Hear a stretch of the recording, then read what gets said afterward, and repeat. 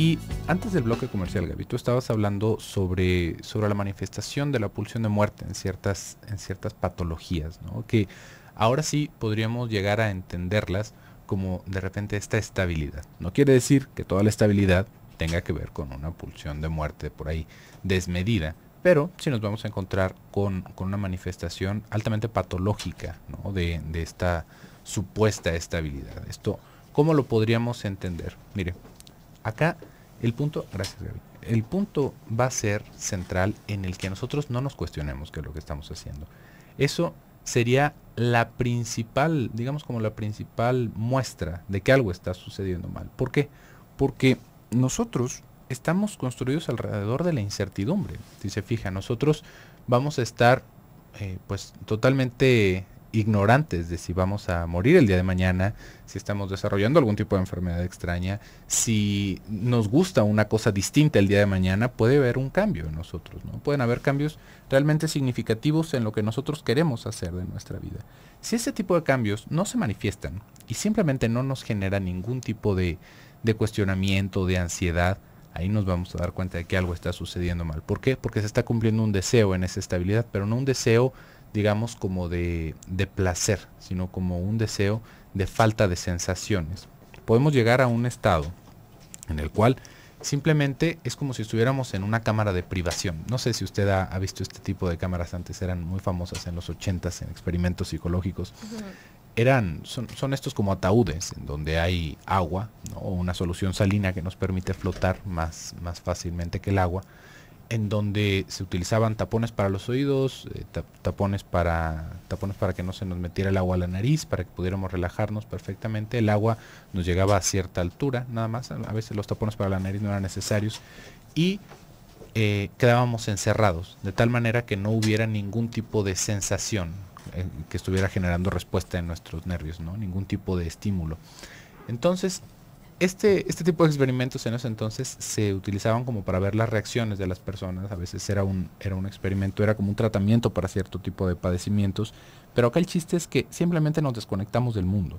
Ese es el punto. Y era muy curioso porque el desconectarse del mundo de esa manera empieza a generar alucinaciones y muchas otras manifestaciones curiosas en la gente. Pero cuando lo vemos en nuestra vida cotidiana, que nosotros no nos preguntamos sobre nada de lo que estamos haciendo, ahí sí hay que irnos preocupando, ¿no? Tal vez usted esté escuchando esto y de repente le hace sentido. ¿Por qué? Porque le estaba diciendo, estamos viviendo en una incertidumbre constante. Nos tenemos que disociar a veces de esta incertidumbre. ¿Cómo es esto? Podemos estar haciéndonos, como dicen por ahí, como que la Virgen nos habla, ¿no? De todos estos problemas. Sin embargo, nos van a venir preguntas. Sea lo que sea que estemos haciendo, nos va a llegar la idea, ¿estaré haciendo lo que más me gusta? ¿O podría estar haciendo algo mejor? No importa que estemos atendiendo en un parque de atracciones, si ese fue nuestro sueño y todos los días vemos a las princesas de Disney o de lo que usted guste.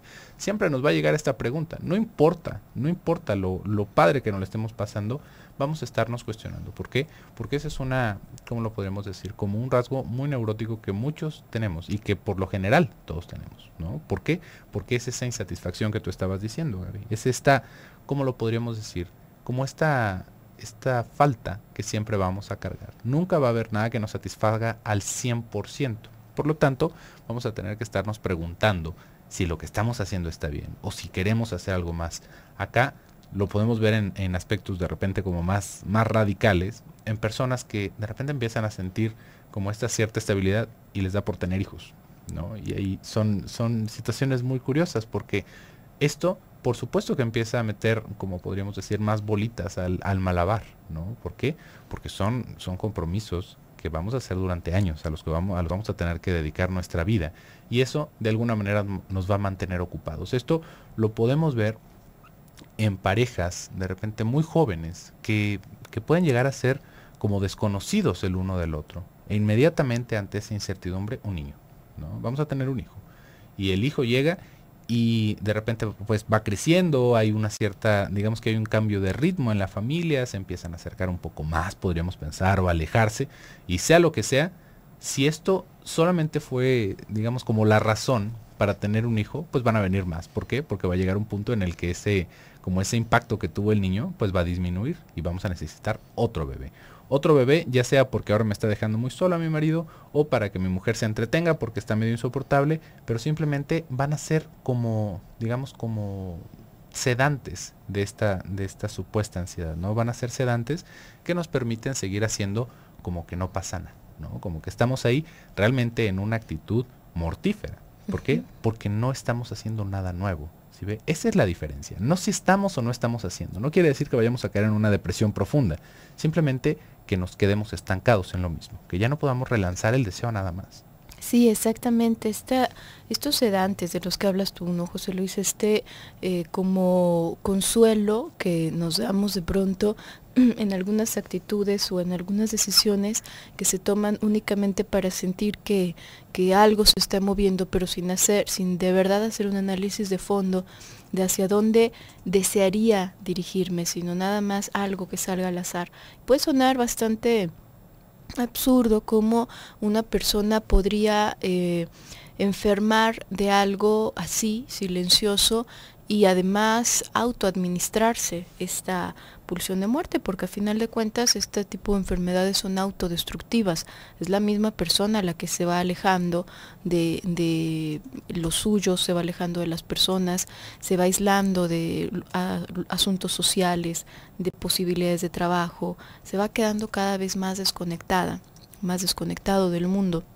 Y es la misma persona quien se lo está administrando. Entonces, ¿cómo funciona esto de la pulsión de muerte y cómo es que podría traer cierto placer? Fíjate, hay una cosa bastante curiosa, otra vez no vamos a profundizar porque nos iríamos, de larguísimo, necesitaríamos mucho para poder explicar esto. Pero por ahí tiene Freud un artículo que se llama Más allá del principio del placer. Es muy interesante porque en investigaciones anteriores él había encontrado este término, había dado este término de principio del placer para referirse a aquello que nos rige. Decía, siempre nos dirigimos buscando satisfacernos. Eso parece bastante lógico, buscamos alimentarnos, buscamos cobijarnos, buscamos reproducirnos incluso.